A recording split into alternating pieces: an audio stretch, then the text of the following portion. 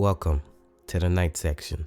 Hey guys, I have a bit of a cold today, so if you hear that through the audio, I apologize in advance, but the content I must deliver. But as always, thank you guys so much for all your support.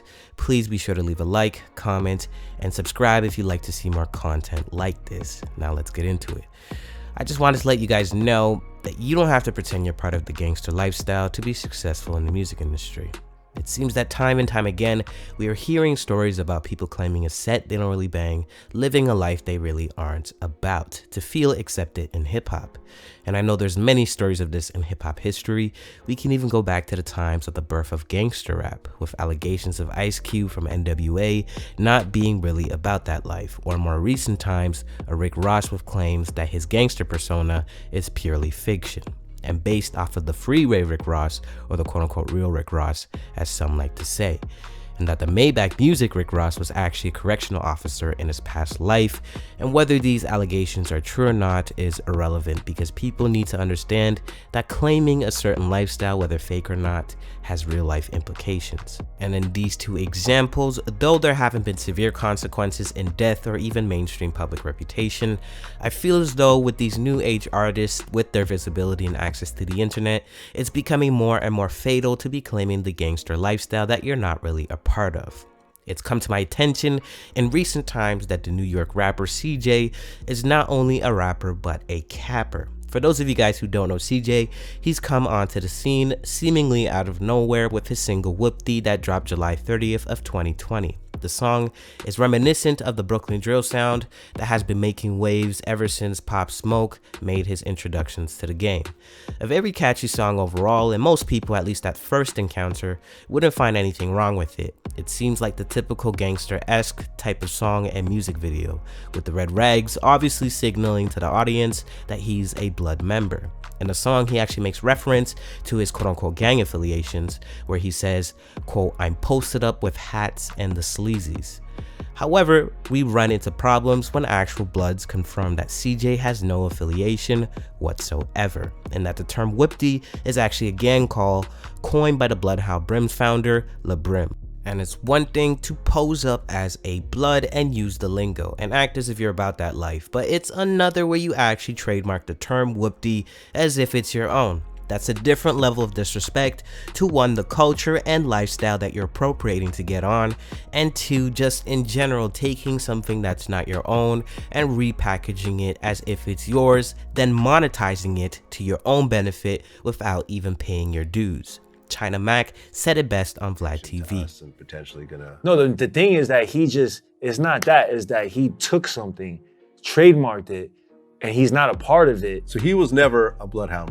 Well, that's, according to them, they're saying that he's not sanctioned. He could have like, somebody could have said, oh, you're Bloodhound Brim, but he's not sanctioned. Like he's not connected. So anybody could say, oh yeah, I'm Whoop-Dee, like, you know what I'm saying? And that's basically what happened on his part.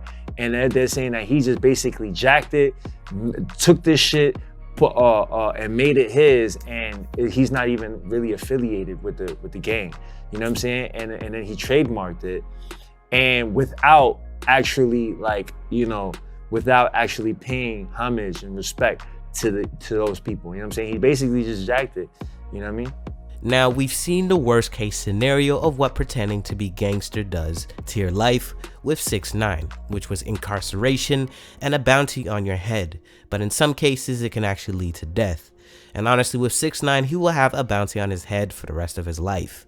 Hopefully for CJ, it doesn't go that far, and I highly doubt it because I think he's only taking on this persona as entertainment and not trying to become active in the streets, at least to my knowledge. But I like to give you guys, especially you young guys and gals out there, a reason to be yourself and explain why you just being yourself is enough to make it in the industry. Now, there comes a point in your life as a rapper or musician where you have to ask yourself who you want to be. Now, most of us look at the Drakes, J. Coles, and Kendricks as the artists to aspire to.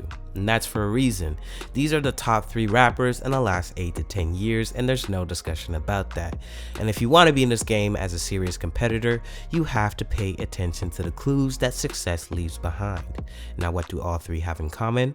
1, they are 100% themselves. 2, they don't hide behind gimmicks. And 3, they prove that you don't have to be a gangster to make it big. For number 1, the fact that they're 100% themselves alone should prove to you guys that success in hip-hop is not dependent on whether you tote guns or not. Drake, J. Cole, and Kendrick are not quote-unquote about that life, and they don't need to be because of the substance in their music. They might make certain references to that lifestyle, but they did not create that identity for themselves as artists, because at the end of the day, it is not them. And this goes into number 2, not hiding behind gimmicks. If the music is good, the people will follow, because at the end of the day, whether the fan is dancing at the club or crying themselves to sleep listening to your songs, they are paying attention to how the song makes them feel. Music is about the feeling and the soul. The other stuff is nice and all, but it's secondary. And finally, these 3 artists are living proof that this whole idea that you need to act like a gangster to be big is just untrue. Drake, when he first came out, was the complete opposite of what was hot at the time. Singing R&B songs, being self-aware and introspective in his raps. I mean, did he get clowned for it at the beginning? Yes, he did. But look where he is now. Now, this may mean it might take a little longer for you being yourself and making the music that's true to you. But I promise it'll last longer than any fake gangster rapper, which again begs the question, who do you want to be? Do you want to be a fly-by-night, or do you actually want to leave an impact and have a legacy? And for those of you guys who are about that life, then speak on it, all power to you. But this video is dedicated to the people out there that think being themselves is not good enough. I'm here to tell you guys that you are. Just keep pushing and make the music that speaks true to your spirit. Night Section out.